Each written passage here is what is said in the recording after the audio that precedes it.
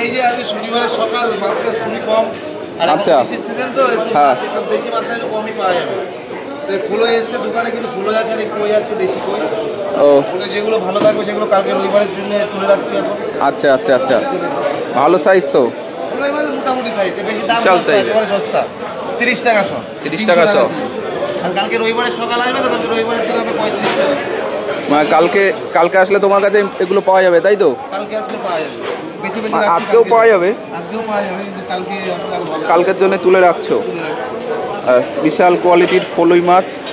আমরা অনেকে ফলুই বলি, আমরা অনেকে আবার চিতলও বলি, কিন্তু দুটো দু রকম মাছ। দেশি কই সাইজ কি? সাইজ 50 থেকে 60 গ্রাম সাইজ।